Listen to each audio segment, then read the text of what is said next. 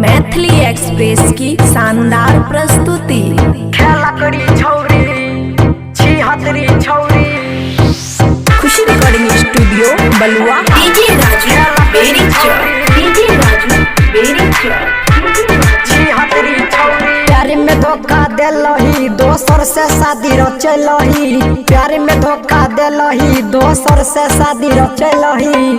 कैली छौरी हमारा तू बदनाम। कैली छौरी हमारा तू बदनाम।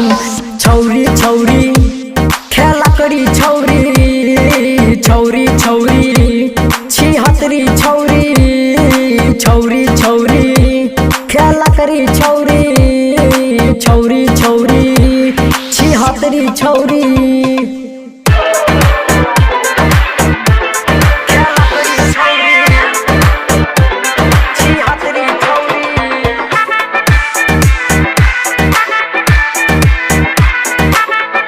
खुशी रिकॉर्डिंग स्टूडियो बलुआ।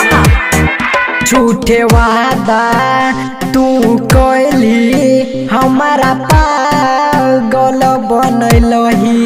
झूठे वादा तू कैली हमारा पागल बनलही। तोरा बिन जी नहीं पैबो जहर खा के हम मरबो। कैली छौरी हमारा तू बदनाम। छौरी छौरी खेला करी छौरी छौरी छौरी छिहत्तरी छौरी।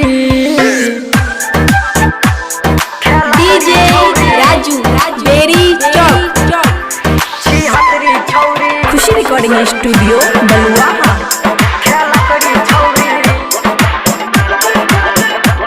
छिहत्तरी छौरी।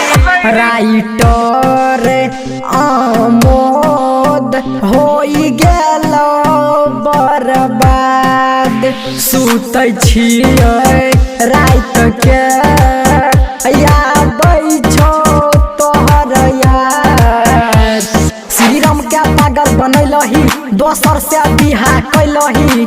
कैली छौरी हमारा तू बदनाम। छौरी छौरी खेला करी छौरी छौरी छौरी छिहत्तरी छौरी। डीजे राजू बेरी चौक। खुशी रिकॉर्डिंग स्टूडियो बलुआ।